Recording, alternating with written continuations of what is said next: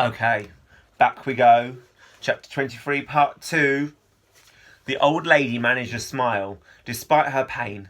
I am fine, my dear, and thanks to Lucky here, the horrors of the wall are at least behind us.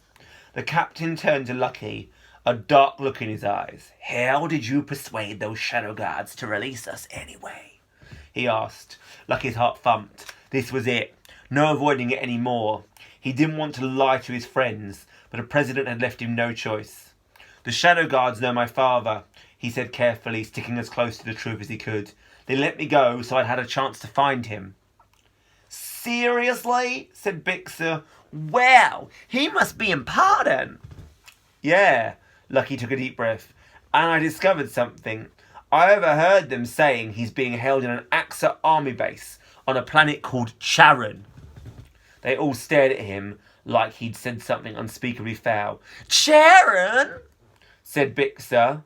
You sure you heard right? 'Cause that's like saying hell. It's a place people whisper about in their nightmares. Somewhere you scare kids with. If you're not good, you'll end up in the Charon caves. Lucky felt the ground shift under his hooves. Really? Well, do you know where to find his planet, Charon?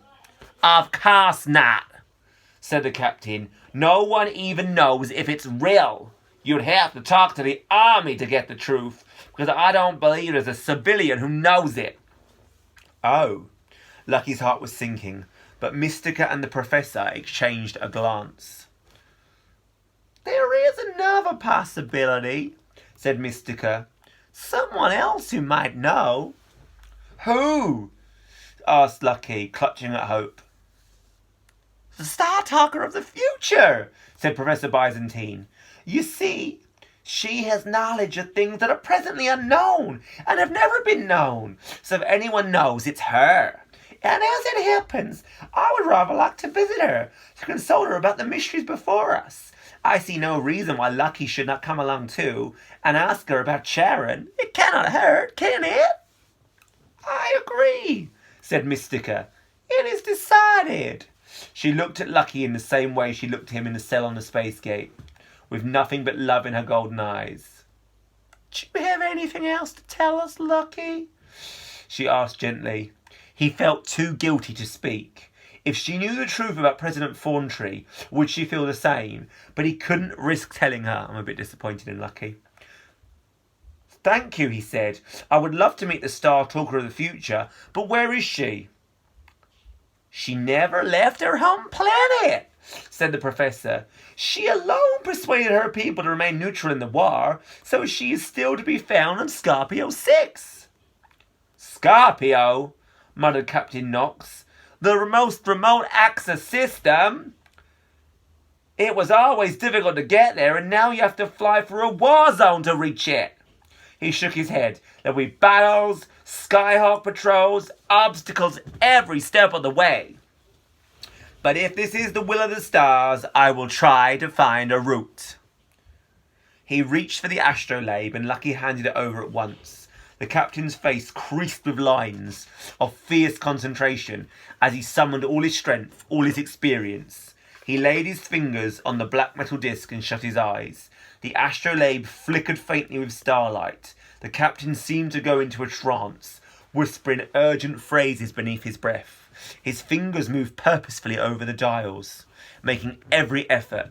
Lucky could see the dials turning as the captain tried many routes, even projecting them onto the cabin's vid screen so everyone could see, but not one of them seemed to work. After several long, painful minutes, the captain came out of the astrolabe again. He looked drained, his face as grey as horns. It's hopeless, he said. The space lanes ahead of us are total chaos. I cannot find a single cast that will get us to Scorpio safely. Professor Byzantine cleared his throat. Perhaps, he said, you should let Lucky try. Me? Said Lucky, startled. The captain shook his head. Navigation is not child's play. The number of possible routes to Scorpio is literally infinite. I'm well aware of that, said the professor. However, the boy has been practicing very hard with that astrolabe. You might be surprised at how good he is now. Lucky flushed with embarrassment. I could try, he said. There is no route, said Knox warily. I am certain of that. But there must be, said Lucky. There always is. He could imagine being in there, tracing pathways through the stars. It made him feel better to think of such things, rather than President Thorntree's secrets and lies.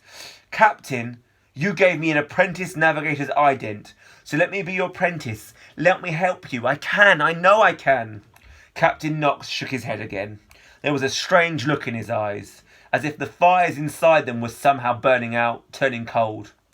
Get it into your head, boy, he said. There is no way you are ever going to fly this ship. It's mine. Do you understand? Mine. Lucky flinched, as if he'd been slapped in the face. But Professor Byzantine spoke up at once. Of course it is yours, Captain, he said mildly. But Lucky is not proposing to fly the ship. Real-time navigation at the speed of dark is a task for only the most experienced pilots such as yourself. Now, all he will do is search for a route. And if it happens to find one, why then you can use it or not, as you wish. Knox did not reply. Still, his eyes had that strange cold look. Mystica reached out. She took his hand. She held it gently, held onto it in the soft candlelight of her cabin.